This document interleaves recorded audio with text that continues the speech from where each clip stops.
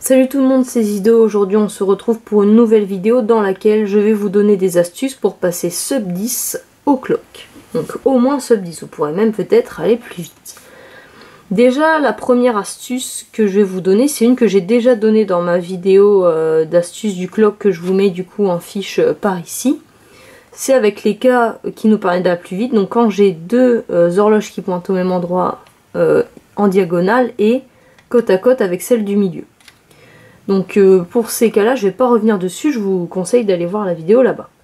La deuxième astuce qui est aussi dans la vidéo de la dernière fois, c'est le pin order, c'est-à-dire toujours résoudre sa croix et ses coins dans le même ordre d'horloge, parce que ça nous permet d'aller encore plus vite. Par exemple, moi je fais toujours, je relie celle-ci à celle-là, ensuite ces deux-là à celle-là, ensuite ces trois-là à celle-là, et ensuite ces quatre-là à celle-là. Pareil pour l'autre côté, pour les coins je fais tac, tac, tac, tac. Je fais toujours le même ordre. Maintenant, vous me direz, je tombe sur ce cas-là. Mon 12 est en haut, j'ai ce cas-là, ça ne correspond pas à mon pin order, puisque moi, je ferai ça, puis ça. Donc ça casse le cas. Alors oui, mais il y a un moyen de garder son pin order. C'est tout simplement de ne pas garder le 12 vers le haut. Comment je fais? Je vais démarrer avec le 12 vers la gauche. Pourquoi? Parce que là, ça correspond à mon pin order. Je vais commencer par relier celle-ci à celle-ci. Et ça reliera en même temps à celle-ci.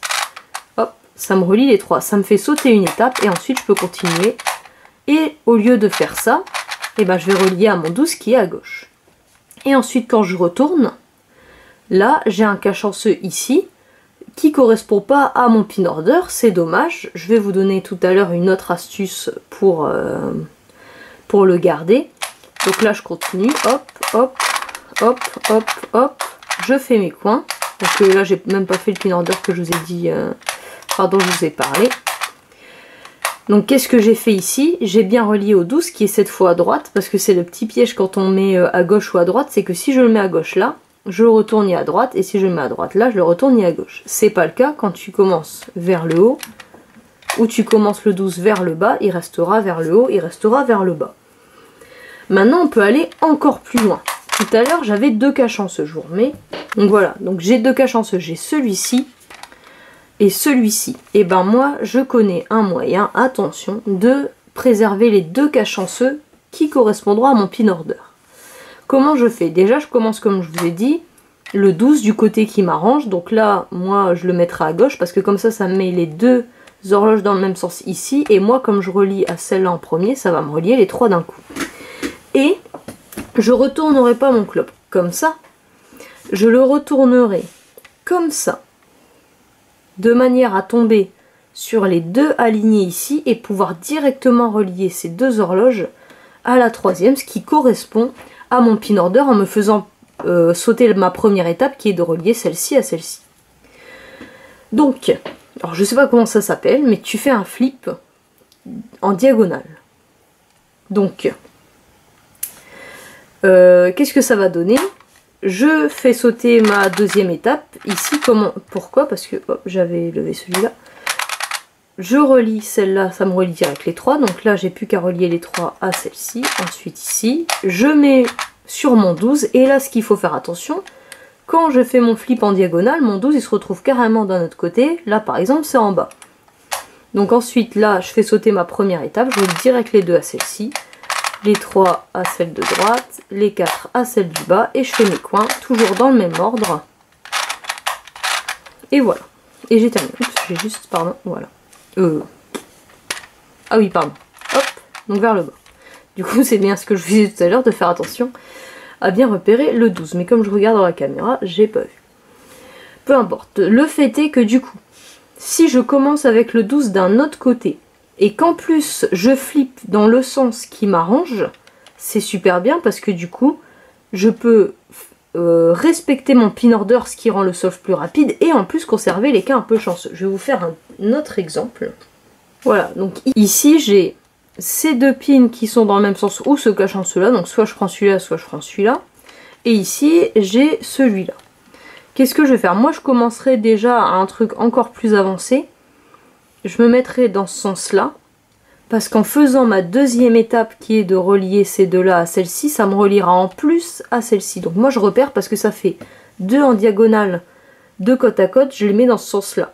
Et comme ça, en faisant la deuxième étape, tac, ça me relie directement les 4 horloges que j'aurais plus qu'à relier à la dernière. Et là, je relie bien au 12 qui est à droite, comme ça.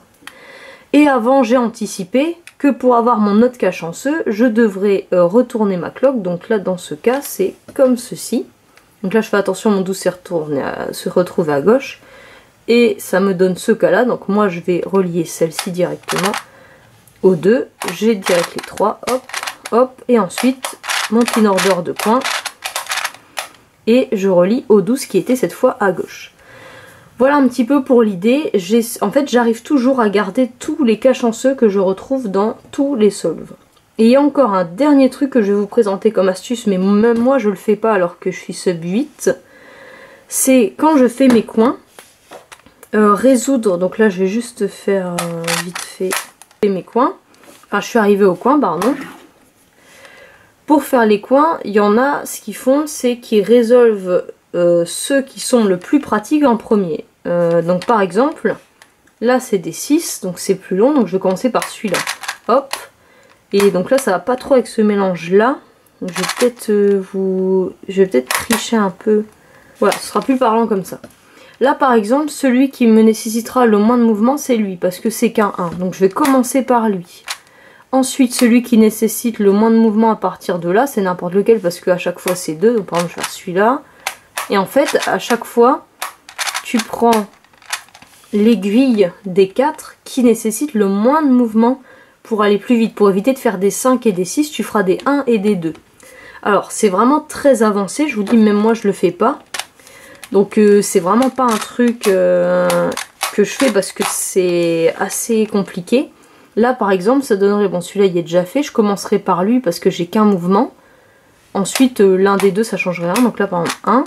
Ensuite, par exemple, celui-là, ça fait 2. Celui-là, par contre, ça fait encore 2. Et ensuite, j'ai plus qu'un 5 à faire.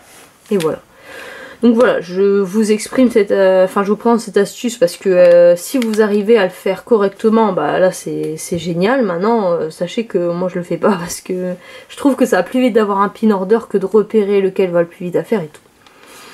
Mais enfin voilà, pour récapituler, je repère pendant l'inspection mes cas un petit peu chanceux et je repère du coup déjà dans quel sens je vais flip ma cloque pour les conserver dans mon pin order, enfin pour que ça s'associe à mon pin order. Je résous mes croix, et si je veux vraiment aller plus loin, je résous mes coins de façon à avoir le moins de mouvement possible à faire, tout en faisant attention à chaque fois à où s'est retrouvé mon 12 quand j'ai flip en diagonale, dans l'autre sens. Enfin, moi des fois je suis vraiment comme ça, comme ça, comme ça, comme ça, je fais toutes les possibilités, tant que ça me permet d'avoir tous les cas chanceux du mélange qui correspondent à mon pin order. Comme ça je garde la vitesse du pin order, la vitesse des étapes qui sautent grâce au cas, et ça me permet d'aller beaucoup plus vite.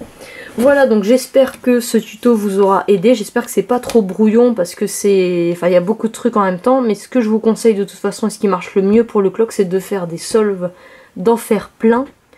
Et vous verrez que petit à petit, ça va faire descendre vos temps. Je veux dire, moi, pour passer de 8 AVG à 7 AVG, ben, tout simplement, j'ai fait des solves encore et encore. Parce que je faisais déjà ces astuces-là. Et il n'y a que comme ça que vous vous améliorerez. Après, le dernier problème que vous pouvez avoir, c'est faire des overturns. Par exemple, là je dois faire 3, je fais 4. Pour ça, je vous conseille de faire un peu de slow turning, c'est-à-dire de ne pas bourriner tout le temps vos solves, d'en faire certains lentement pour vous entraîner au mouvement. Par exemple, 5, je vais faire ça, 6, je vais faire ça, 2, je vais faire ça, hop, 3, je vais faire ça. En fait, voilà, faut pas tout le temps aller hyper vite. Mettez-vous des fois des petits AVG 50 en slow turning, histoire de... Enfin, ça vous corrigera un petit peu ce fait de faire un cran de trop.